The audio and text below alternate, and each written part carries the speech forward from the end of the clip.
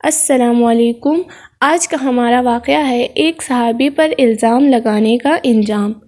مروان کو تو آپ سب جانتے ہوں گے کہ مروان ایک بادشاہ تھے حضرت سعید بن زید رضی اللہ عنہ کے زمانے میں۔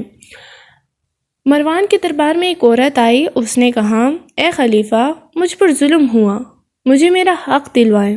مروان نے اس پر ایک نظر ڈالی، پھر بولا، تم پر کس نے ظلم کیا ہے؟ مروان نے پوچھا، سید بن یزید رضی اللہ عنہ نے۔ اس نے فوراً کہا۔ مروان کو یہ سن کر حیرت ہوئی، اس عورت نے کسی عام آدمی پر الزام نہیں لگایا تھا۔ سید بن زید رضی اللہ عنہ بہت بڑے صحابی تھے، 10 مبشرہ میں سے ایک تھے، یعنی ان 10 خوش نصیب انسانوں میں سے ایک جنہیں نبی اکرم صلی اللہ علیہ وسلم نے اس دنیا میں جنتی ہونے کی بشارت دی تھی۔ کیا کہا تم نے؟ تم پر سید بن یزید نے ظلم کیا ہے؟ ہاں، میں نے یہی کہا ہے۔ انہوں نے تم پر کیا ظلم کیا ہے؟ انہوں نے میری کچھ زمین دبا لی ہے۔ مروان نے مجبوراً حضرت سعید بن زید رضی اللہ عنہ کو بلاوا بھیجا۔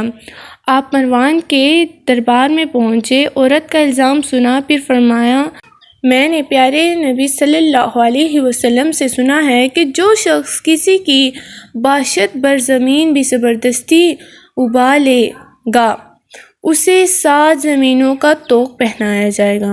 یہ سن کر مروان نے کہا، اللہ کی قسم، اس کے بعد میں آپ سے کوئی سوال نہیں کر سکتا۔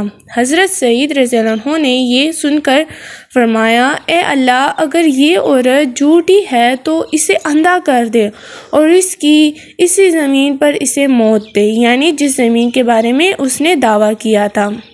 آپ رضی اللہ عنہ کی اس بددعا کے بعد وہ عورت اندھی ہو گئی اور وہ ٹٹل کر چلا کرتی تھی اور کہتی تھی، مجھے سید کی بددعا لگی ہے۔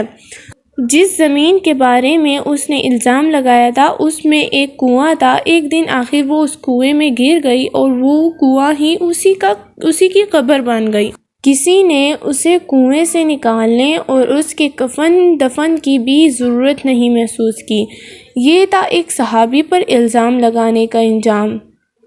ایسے اور واقعات سننے کے لیے میرا چینل لائک کریں، سبسکرائب کریں اور کمنٹ ضرور کریں۔